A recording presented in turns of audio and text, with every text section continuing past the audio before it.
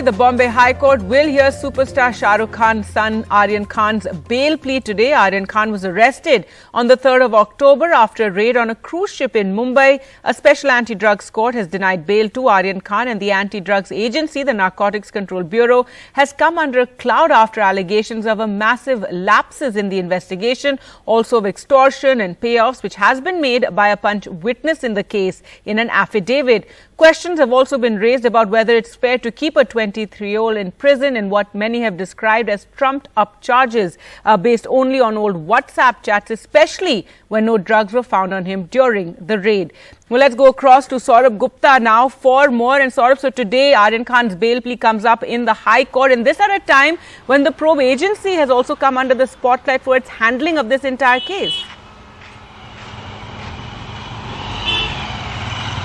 Absolutely. Of course, the agency has come into the spotlight for its handling of the case, and several startling and very serious revelations have been made that has serious implications on the case.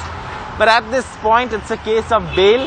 The quality of evidence is usually not measured. What is looked at this time is whether, there's enough evidence to keep a person in jail for the sake of investigation, and whether the investigation is moving forward. So arguably, of course, the Bombay High Court will also decide on those factors. The quality of the evidence, the compromising of witnesses, allegations of payoff, whether there was actually any, any truth in these allegations that have been made. All of this will come later. At this stage, it's about bail for a 23-year-old who's been kept in jail for so many days, without any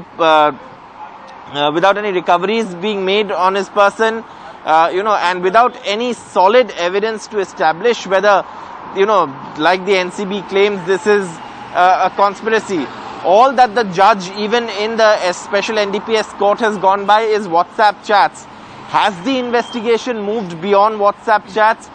The NCB's reply in the High Court will throw light on that.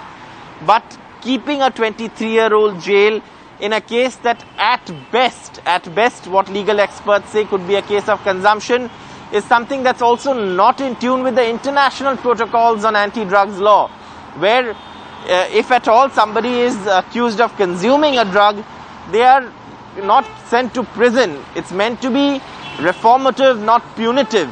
And that seems to be, what the argument is going to be in the Bombay High Court, that where is the NCB investigation? What is the matter in the investigation that requires a 23-year-old to be in jail? So those are the questions that are likely to come up before the Bombay High Court. Right, Saurabh. So, even if he gets bail, the case will continue to get investigated. The Narcotics Control Bureau trying to make, the charges against Aryan Khan being that he is running some sort of a drug syndicate, or he's in touch with people abroad. And we also know that another actor, Ananya Pandey, had also been summoned over WhatsApp chats regarding drugs as well. So they're trying to make a case that he is actually involved in the dealing and procuring of drugs, not just a consumer. And all of this on the basis of WhatsApp chats, and that's where the case lies. What does the NCB have beyond WhatsApp chats? I mean, that is where the, what many have questioned is whether the NCB is targeting only the film industry. What about the drug cartels? What about the other syndicates that are actually supplying drugs? Why is the NCB going behind people who at best could classify, if proven only, as consumers? So that is something that the NCB needs to answer in the Bombay High Court as the case comes up for hearing.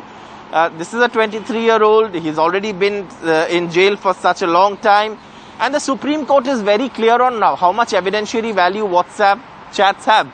Of course, that will be considered at the trial stage, but at this point, even at the investigation stage, are simple WhatsApp chat enough to keep a 23-year-old in jail? Is India's legal system going to allow this? That's the question before the Bombay High Court.